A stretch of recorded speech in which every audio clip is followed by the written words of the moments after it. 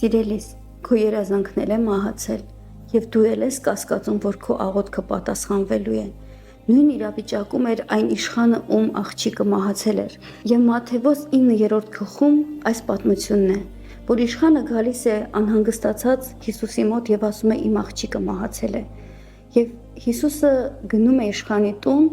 և այնտեղ բոլորը ծաղրում են, երբ որ Հիսուսը ասում է՝ նա չի մահացել, նա ննջել է։ Հիսուսը մտնում է սենյակ, բոլորին սենյակից դուրս է հանում։ Շատ անգամ մեզ նույնպես պետք է այն բոլոր անհավատներին, ովքեր չեն հավատում մեր աղոթքների պատասխանին և մեր երազանքներին, պարզապես հեռացնել մեզանից։ Եվ շարունակության մեջ այստեղ ասում է, որ Հիսուսը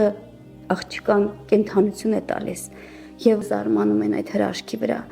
Այդ նույն կերպ էլ Աստված կարող է կենդանություն տալ քո երազանքին,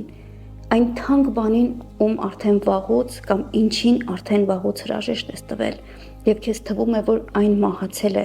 այդ երազանքդ էլ երբեք չի իրականանալու։ Հիշիր, Աստված մեռած բաներին կյանք տվող Աստված է։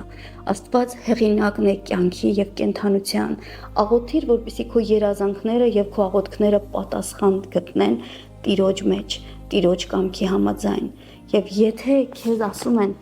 մահացել է քեզ համար շատ թանկ երազանք, մի համաձայնվիր, որովհետև ինչպես այդ աղջիկը կյանք առավ և բոլորը զարմացան և փառք էին տալիս Հիսուսին, նույնպես էլ քո երազանքը, քո աղոթքը պատասխանվելու է և բոլորը զարմանալու են և փառք են տալու Հիսուսին։ Աստված օրհնի քեզ։